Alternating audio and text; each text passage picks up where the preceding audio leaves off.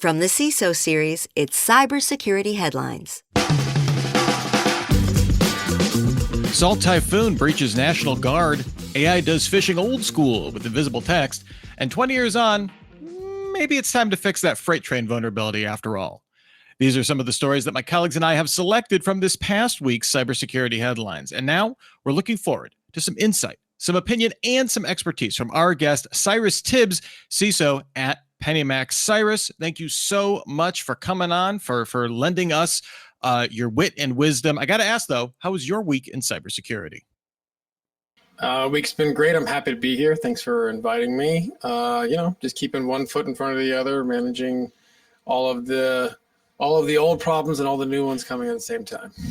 Keeping a forward motion. That's all we can ask for in this Absolutely. day and age.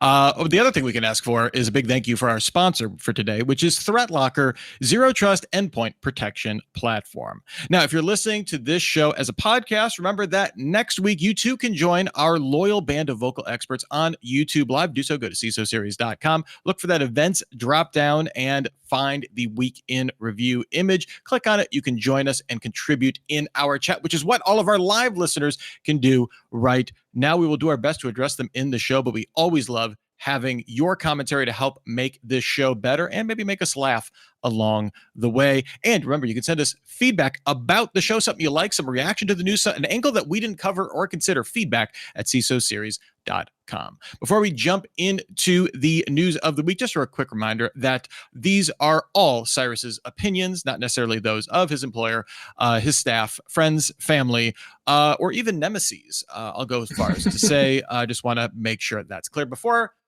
we disclaim any more. We've got about 20 minutes, so let's just jump into the news. First up here, Salt Typhoon breached National Guard and stole network configurations. The Chinese state-sponsored hacking group breached and remained undetected in a U.S. Army National Guard network for 9 months in 2024, stealing network configuration files and administrator credentials. These could be used to compromise other government networks. The methods by which the group penetrated the National Guard network were not disclosed. We don't know the details of that, but Bleeping Computer states that Salt Typhoon is known for targeting old vulnerabilities in networking devices, things like old Cisco routers. So Cyrus, on last week's show, we discussed the fact that Congress has passed a bill giving the U.S. military a cybersecurity boost, particularly focused on offensive cybersecurity, while giving the greatest respect to all those who serve. It can be somewhat worrisome when military organizations find themselves hosting foreign powers inside their systems. I'm curious, how can a threat actor stay undetected for so long, and what more could be done to prevent this or get even visibility into this problem? This threat actor is probably one of the most interesting ones to be following this year, between their presence in the telecom networks that was reported earlier this year, and now sort of a very similar pattern in the National Guard here. The vulnerabilities that they're known to exploit the network stack are pretty old. So that leaves us to, if there wasn't some kind of new novel way in, it is showing that, this is one of those basic blocking and tackling things that sounds simple, that's actually really hard for a lot of organizations to do. And I think a lot of organizations will focus on, they kind of maybe lose sight of some of their, network infrastructure and IoT, thinking that this isn't really the target, it's not where the data is, but it is a great place to set up presence. So I think for me, it brings right into your core of, you need to always make sure you have an active dynamic inventory being updated and that you are constantly managing vulnerabilities within that. I mean, the MO of this group to attack network infrastructure with these old vulnerabilities is well known, but I think it just serves as another challenge to organizations really scoping in everything when it comes to their environments and their vulnerability programs. Yeah, it seemed like if there was a theme, I guess for last year, it would have just been around we have no handle on identity in a meaningful way, as an industry. But this year, I feel like just the last 3 months, I've been hearing that asset inventory is this giant challenge. We're not talking enough about that. So thank you for highlighting that, because that is, and especially with an organization with, I'm assuming, a very diffuse set of infrastructure, right? The National Guard, military is all over the place, it's kind of tough to get a handle on where everything is, I'm sure. Yeah, it's one of those situations where it's easy, it's very easy to set up a whole wide expanding network across the world. It's another thing to keep it patched. And, a lot of times those things are cost prohibitive, but I think we're seeing, especially in this advent of AI, all of the ability to your attacker's ability to inventory you and then know what exploits will attack you. That's become a lot faster now. So I think the dynamic that we used to have around network infrastructure is kind of not being the traditional target. Well, like anything else, as we've gotten better in other places, they're finding new places to go. Cyber criminals, if you need another business model, asset discovery as a service actually would be extraordinarily valuable. Just send that. You can send an invoice. I'm sure a lot of people, it's not quite ransomware. It's asset extortionware. I'm not suggesting anyone do cybercrime, also, for the record. Next up here, Pentagon welcomes Chinese engineers into its environment. Okay, this is a little awkward. An unfortunate case of the fox guarding the henhouse. U.S. military systems are receiving back-end support from engineers based in China. That may sound like a security risk, and that's because it is. ProPublica reports that while these foreign engineers work through digital escorts in the U.S., the escorts often lack the technical skills to detect malicious code or misuse. Let me just read this part again. The escorts often lack the technical skill to detect malicious code or misuse. The arrangement was approved by the Pentagon despite serious internal warnings from Microsoft staff about national security risks. Cyrus, given what we just talked about in the previous story, how does this make you feel? Like this seems like a head scratcher, right? The global support of IT systems is not a new trend. And I don't think it's going to be a trend that goes away. And private companies as well as public companies, we're all going to be relying on sort of these interconnectedness and people who are not always in our legal jurisdictions. And naturally, the insider threat from those folks is elevated, right? Because you may be more permissive with what you might let somebody do who is, in the U.S. jurisdiction as opposed to someone who's in China's jurisdiction. If we look at and also, when companies have very strong security, these MSP kind of staff or staff that have access, these are becoming a new target. So if you look at the recent Coinbase incident, right, they targeted people at that level. So I think that this really should be a wake-up call to everybody to really be thinking about, well, how are you controlling access and validating the work of your staff who are not in the U.S. legal jurisdiction? Because you have less recourse there, and they have more motivation just from a financial perspective. So I think this challenge of the workforce insider risk that is outside of our legal jurisdiction is going to get larger. And I think as organizations, respond and enhance their security controls, I think more and more of these staff are going to be a target of our adversaries. All right, next up here, Google Gemini flaw hijacks email summaries for phishing. Believing Computer is reporting that Google Gemini for Workspace can be exploited to generate email summaries that appear legitimate but include malicious instructions or warnings that direct users to phishing sites without using attachments or direct links. This is basically the reinvention of the old white font 0 point size technique that is a tale as old as time. In this case, the attack leverages indirect prompt injections that are invisible to humans but obeyed by Gemini when generating the message summary. So this vulnerability is certainly not unique to Google. We've seen all sorts of prompt injection as kind of this whole new vector to kind of wrap our head around. It is once again, though, part of the old cat and mouse game between people trying to use these tools and threat actors. However, it's an easy leap between, 0 point white text to enormously powerful tools like Microsoft's Recall or AI-based transcription tools where similar techniques that include summarizations could be leveraged. I'm curious, Cyrus, what's your take on this? So I feel like these AI tools, we have to kind of view them the same way we would view like people in our organization. From a risk perspective, they do present an insider risk. They are presenting information, and they are kind of having this, non-deterministic response to things that they process. Personally, I feel like in the AI social engineering and in the AI injection risk that these things present, I think we have to cede the ground on trying to detect these things, and we really need to rely on guardrails at the next level. I don't think that the the traditional ways of phishing. I don't think we can build enough security detection models for the variety of these types of phishing attacks we're going to see, and these types of injection attacks we're going to start seeing. So we really need to, again, focus on some of the fundamentals around what's the access layer, endpoint layer, data layer protection you have downstream from this, because you can rely on the large language models to try and detect this thing, but I really think that this is a whole new type of social engineering where people are saying, how do we social engineer our AIs that people are using? And AIs right now, they are very accommodating to whatever you ask them for, regardless of what it's used for. So their design is to be accommodating to the request. So we just have to make sure that downstream of those requests that we've got the right controls in place, because I think we need to seed, just like I think we're going to have to seed our ability to detect social engineering at the user level. I think this is the same thing at the AI engineering level. The exact same problem exists. The guardrail has to be a layer behind this. I have to imagine that's an interesting, perhaps difficult conversation to have, though, with an organization where we want these AI tools so we can be more productive, we can move faster, right? Like, so that's the whole point. We can scale stuff, we can get that hockey stick productivity growth, and to come in and say, well, actually, we need to implement these guardrails. We need to have either more humans in the loop to when we're talking about output verification or just something in that loop. Again, treating them like employees. I've heard it treating them like junior staff members, right? Like that kind of idea of that's the kind of risk profile. I imagine that's a tough to get some buy-in when all of these tools are being sold as this is going to, take you to the moon, unlock new things for you, right?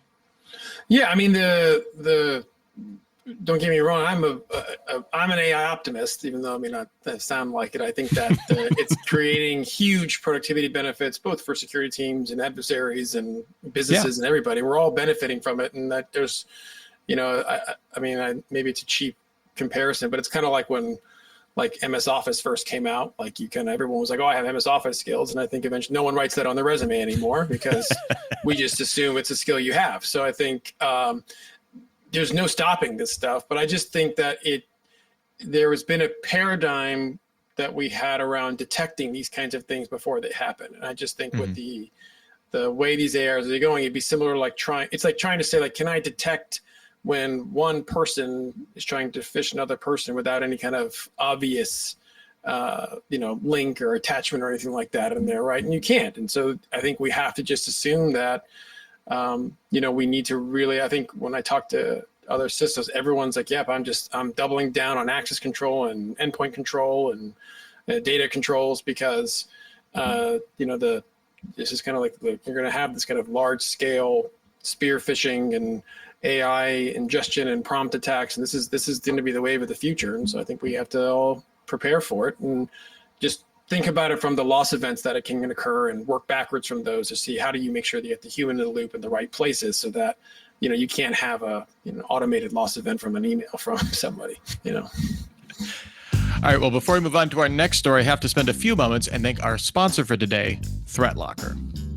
ThreatLocker is a global leader in zero trust endpoint security, offering cybersecurity controls to protect businesses from zero-day attacks and ransomware. ThreatLocker operates with a default deny approach to reduce the attack surface and mitigate potential cyber vulnerabilities. To learn more and start your free trial, visit threatlocker.com/CISO. That's THREATLOCKER.com/CISO. Just want to acknowledge everybody in the chat. TJ, I'm glad you are here, made some time to be here. Schmooze, thank you. And Kevin Farrell kicking us off here. Of course, the big boss man, David Spark, in there as well. Always fun to see people in there. Yes, Kevin Farrell, you caught the pumpernickel moment of the week. Our next story here, this is probably one of my favorite ones of the week here. So, Cyrus, I can't wait to get your take on it. AAR pledges to start fixing 20-year-old train vulnerability next year. The technology that allows the front of a train and the back of a train to talk to each other in order to discuss issues like, stop, is apparently woefully not secure, according to CISA, an organization that would purportedly know about such things. There's no authentication or encryption between those 2 points, which could allow a threat actor to send rogue break control commands to either end of the train. This was discovered by researcher Neil Smith way back in 2012, and in the intervening 23 years, no action has been taken. The Association of American Railroads has said it's as pursuing new equipment and protocols with a start date projected by 2026. Don't worry, though. Only about 70,000 total devices need to be upgraded. So, Cyrus, sounds a lot like the railroad industry has been working on their lobbying all the live long day. A comforting fact as we wait for, at crossings with cars full of oil and molten sulfur to pass by at 60 miles an hour, just a variety of nightmare scenarios I could think of. But I'm curious, why does infrastructure always seem to get passed over when it comes to, I wouldn't even say proactive security, but just basic security practices? I feel that this really dovetails into a lot of the challenges we see in the IoT world in general. Mm-hmm. The IoT world is very loosely regulated. The software written is generally written to solve a specific physical problem, and the people who maintain that technology generally aren't thinking about this sort of like long-term cyber problem. This is one of those things where I think the original designers of this probably just assumed security through obscurity and saying, well, you'd have to be on the train and you'd have to, that person would also be at risk. But I think when you take a step back and you realize, I think this is just like a major failing of our regulatory framework to enforce these kinds of controls, because this is a perfect example of the technology was developed in such a way to sell it, but not to maintain it. And without the right regulatory framework to get these IoT providers to provide that long-term support, as well as the people who purchased it to ensure that these systems have a way of being patched, I think we're stuck in the IoT world where you basically have to kind of go back a little bit to the walled garden mindset of how do you build walls around these things to effectively put kind of overlays and protection on them. I mean, I think the risk of something like this is so tremendous that the private sector really isn't going to respond to this until you have major incidents start occurring and it starts costing them real money. But right now, it hasn't really cost a lot of money at this point. It hasn't come to fruition. Now, I mean, I don't know if publishing this stuff still widely will encourage that to occur, even though it's been around for so long. It's super concerning to me that what we see in the IoT space. And I think that once, as more and more things are IPv6 and more things are being driven by IoT, you'll start seeing these major loss events starting to occur when they're targeted. And hopefully we respond in kind to start ramping up the security and compliance and patching and, requirements around things like these, because I just think this is just a blind spot kind of worldwide. I can buy the security through obscurity. I highly suggest you read all the details about this. We'll have the link to it in our show notes. But security through obscurity, not acceptable. But like I can understand that mindset. But this has now been vulnerabilities that have been discovered by multiple researchers, presented at things like Black Hat, where there's a lot of visibility into them. So it's like that is no longer the case. And yeah, it's one of these things that I don't know. I don't know how you get more visibility than presenting something at Black Hat where, there's a ton of mainstream press coverage. So, right. That just shows you that even the awareness of something like this isn't enough on its own to drive the people who own these products to design them in a way and thinking about kind of the worst case scenario. Yeah. All right. Well, next up here, WeTransfer says we apologize over terms of service gaffe. The popular large file transfer service raised the ire of many of its customers this week when they interpreted a clause in the terms of service legalese to use customers' content. This is probably because the clause said, you grant us license to use, reproduce, modify, create derivative works of, and publicly display your content. Now, this may have simply been awkwardly written copy, written by awkward contract lawyers, or maybe by ChatGPT itself, but it still represents the slippery slope of companies everywhere wanting to train their, just trying to get hands on customer IP at the end of the day. But as the Register points out, the furor underscores the public's distrust of companies in general. I'm curious, Cyrus, do you think that companies should have better judgment in terms of, should have better judgment when it comes to like, hey, this is an AI gold rush, but maybe we don't want to make all of our customers mad at the same time? I think traditionally what we've seen in that it's been a selling point in your technology architecture to make sure that your data is protected. It's your data. And products have typically leaned into that. So if you're buying a SaaS product, they want to assure you like, okay, you have your tenant and we have some encryption in place to make sure that your data is not being mixed with other people and the wrong people don't have access to it. There's lots of assurances around that. But I think in some technology markets, there's a real motivation to suck up your customers' data to make your AI more effective. I think we saw this with Slack had done a thing where they had changed their terms and conditions and then sort of changed back. And I think that, organizations, especially ones that have really sensitive IP, need to be very careful in their contract language and the agreements that they enter with these companies to really be aware of how your data is being used. Because ultimately, a lot of these companies, they're not building their own language models. Usually they're using one of the other large ones. So you may inadvertently just be, giving all of your data to Google without knowing it. And, Google, you don't have the agreement with Google, you have the agreement with the intermediary that's using Gemini or something. So I think it's really important that, companies explicitly have contract language and data protection, data privacy riders in their contracts that really outline what's acceptable, and start with a stricter approach of like, okay, I want to, I don't want you to have any of my data. I don't want to trade any of it, and see what the lawyers of these companies come back with. And that will help you. So instead of trying to read through all their legalese, when you're engaging in a contract, provide them yours and see what they come back with and see what you make. Because it is going to be a really difficult balancing act because it's not one of those loss events where the loss event happens right away by doing the wrong thing. This is something where you may train it over years and let down the line, all of a sudden someone's got a process here. Yeah, the idea, I kind of like that, almost that optimism, right? Of like, usually like whenever I think of B2B, contract things that have consumer facing repercussions, right? It's like you, as a consumer, you have absolutely no interest in that. But like maybe there is some, as a brand, as a company, you can do that on behalf of your users. Because I didn't even think about that. Usually I just assume lazy lawyers trying to give themselves the broadest possible, like never assigned to malice what can be assigned to by overly broad lawyering. But yeah, the idea of, maybe this is actually coming from one of their partners. They're working with one of the more one of the foundation models, right? And so they want as broad of access. And so, I could definitely see that as a, an effective marketing, kind of how Apple's whole brand is privacy. Someone else using a similar thing of, hey, we're going to advocate for you and not get pushed around by B2B. Easier said than done, for sure. And TJ, that signed agreement is on me. Didn't read it entirely. I will point you to a South Park episode for more information about that.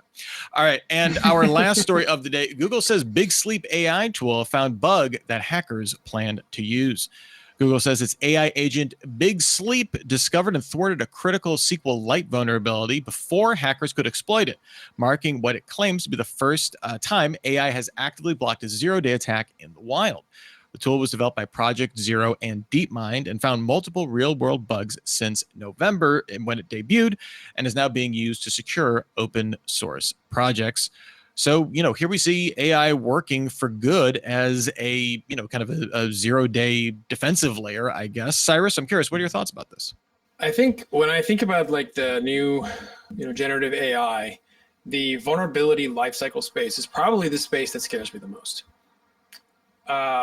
I feel like what Google is starting with here is showing how AI can discover vulnerabilities.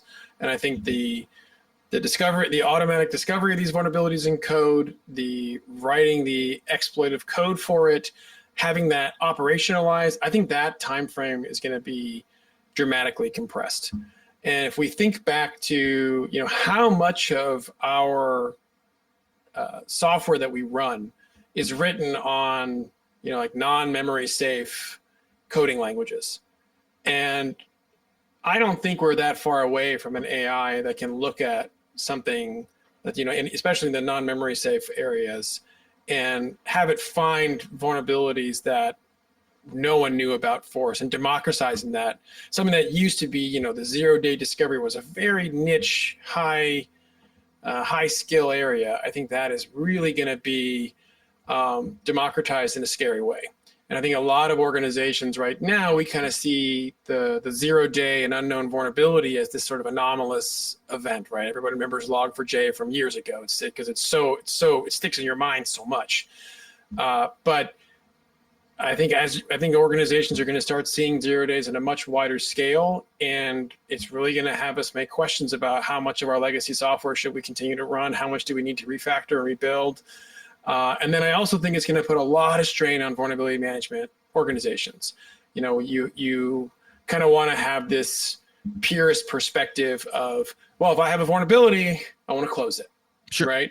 But if you start getting to the point where the volume of this starts picking up in an extreme way, you may not have the staff to do as much remediation as you can. So you may have to cede some ground and focus more on that path remediation. I think you're seeing the product space and vulnerability management really shift dramatically toward this, is how do you do that path analysis and threat modeling analysis.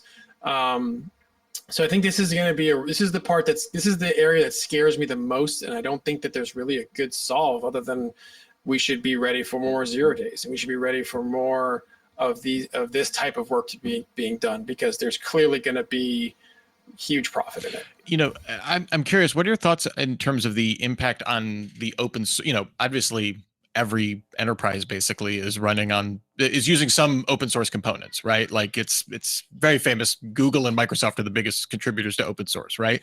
I'm curious, we've seen a lot of, going back to Log4j or any number of these exploits out there, a lot of trust issues coming into there, a lot of just that whole ecosystem is under a lot more stress. Do tools like this make this, better? Obviously, this is responding to, like as you were just mentioning, increasingly weaponized threats, increasing or the decreasing time to find stuff at scale. Does this shift anything for you in kind of how you're viewing that ecosystem, or is this just kind of the inevitable cat and mouse part of that? This may be my hot take on it, but I've always felt that software companies don't have enough liability or skin in the game in vulnerabilities. I've always felt that these companies are creating a lot of these vulnerabilities, or they're writing code in a haphazard way that ends up creating vulnerabilities that their customers pay for. And I think that both in the open source maintenance space, as well as, but one, I think the larger tech giants and larger companies that do rely on these open source projects, they need to pony up money and fund them. And they do in a lot of ways. I know Google has a whole effort around securing open source, but they have a fiduciary and moral responsibility to help keep these things secure, because these are going to get attacked a lot more. And then as well, there really needs to be, from my personal opinion, regulatory wise, there needs to be more accountability from the vendors on the software that they create. Like what we were talking about earlier with the railroad, like stopping mechanism, right? Like, we're also conditioned to think that, well, it's the railroad's fault to do something about this, and it's the IT staff that work at the railroad who aren't doing the thing. But what's the liability of the people who sold it to them, right? So if someone sells me a car with a flaw in it, there's liability to that person. I think that has the risk of slowing down software development to a degree, but that may not be a bad thing in some places. So I think, just to summarize, the tech companies need to do a lot more to be supporting in this area. And, regulatory wise, we really think about the liability around these types of vulnerabilities, especially if this starts happening more and more and more. We can't keep blaming companies for not being able to keep up with a problem they didn't create. All right. Well, thank you so much, Cyrus Tibbs. Fantastic. I love ending on a hot take like that. That was awesome. Before we get out of here, was there any story for you that was a thumbs up or a face palm for you this week? Just something that it just jumped out at you when you were reading it in the news? I think my favorite one is the hackers that are hiding binaries and DNS entries. Yes.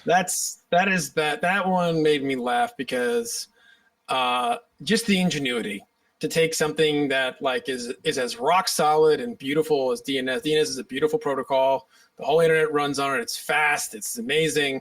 And just for someone to realize that they could use that to deliver a binary to themselves, I thought that made me laugh. Sometimes I have to admire the adversaries and their ingenuity, and that was the one that really stood out to me.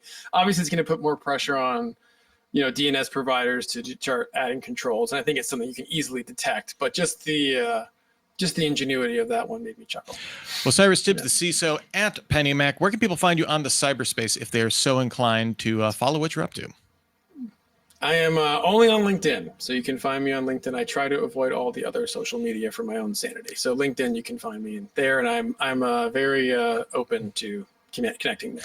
If there was any doubt that you were a wise man, limiting your social network exposure, perhaps the greatest wisdom of all. And thanks also to our audience today, Schmooze, TJ Williams, Kevin Farrell, having some fun in there, and questioning the future of cybersecurity as we know it. Always lively and fun conversations to be had in our chat. Make sure you join us each and every Friday at 3:30 p.m. Eastern. Also, a big thank you to our sponsor for today, ThreatLocker, Zero Trust Endpoint Protection Platform. And remember, if you can't join us live, if you need to let us know you have a thought about one of the stories that we had, if you have a thought about some DNS malware, send us an email, feedback@cisoseries.com. Remember to please join us next week. First, we have Super Cyber Friday, where our topic will be hacking the security poverty line, and now of critical thinking about minimum viable security. I will be hosting that as well as this show. Super Cyber Friday starts at 1 p.m. Eastern, and then I will be back here for the Weekend Review at 3:30 p.m. Eastern as well. For information and registration on all of those, you can look for the events page at cisoseries.com. And if you find yourself in Toronto next Friday, be sure to join David Spark and our glorious producer, Steve Prentice, along with a whole bunch of great CISOs and fans of the show for coffee at the Brick Street Bakery in the beautiful and historic Distillery District of downtown Toronto. To register for both, you guessed it, the events page at cisoseries.com. In the meantime, you can still get your daily news fix every single day through cybersecurity headlines. Give us about 6 minutes. We'll get you all caught up. For myself, for our aforementioned glorious producer, Steve Prentice, for Cyrus, for all of us here in the CISO series conglomerate, here's wishing you and yours to have a super sparkly day.